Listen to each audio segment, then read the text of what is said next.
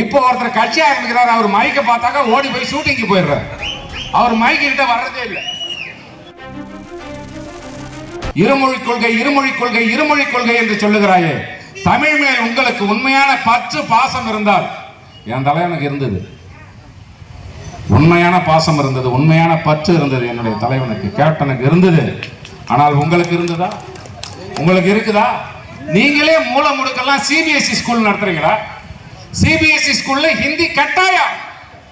உன் பொண்ணு, முதலமைச்சருடைய பொண்ணு செந்தாமரை 9 இடங்களிலே சிபிஎஸ்இ பள்ளி நடத்துகிறார். உன்னுடைய அமைச்சரவையில் இருக்கிற அத்தனை பேரும் சிபிஎஸ்இ பள்ளிகளை நடத்துகிறார்கள், சென்ட்ரல் போர்டு சிலபஸ். உன்னுடைய கட்சியில் இருக்கிற சட்டமன்ற உறுப்பினர்கள் நடத்துகிறார்கள், மாவட்ட செயலாளர்கள் நடத்துகிறார்கள். ஒரு சாதாரண திமுகவை சேர்ந்தவன் கூட சிபிஎஸ்இ பள்ளியை நடத்துகிறான். அங்கே எல்லாம் ஹிந்தி கட்டாயம். நீ சொல்ற ஹிந்தி பாடத்திட்டத்தை வைத்து சிபிஎஸ்இ சிலபஸை நடத்தி, அந்த ஸ்கூலை நடத்தி, அதன் வழியாக கோடி கோடியாக கொள்ளையடிக்கிற நீங்க சொல்றீங்க தமிழை அழிப்பதற்காக மத்திய அரசு முயல்கிறது. மத்திய அரசு ஒரு மோசமான அரசு, அதை விடுங்க.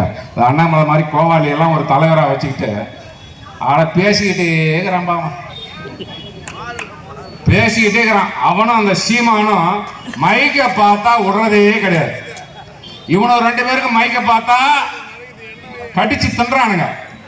இப்போ ஒருத்தர் கட்சி ஆரம்பிக்கிறார், அவர் மைக்க பார்த்தாக்க ஓடி போய் ஷூட்டிங்க்கு போயிடுறார். அவர் மைக்க கிட்ட வர்றதே இல்லை. அந்த மாதிரி இவர்கள் பேசுவது அத்தனையும் போய். திராவிட முன்னேற்ற கழகத்தை பொறுத்தவரையிலே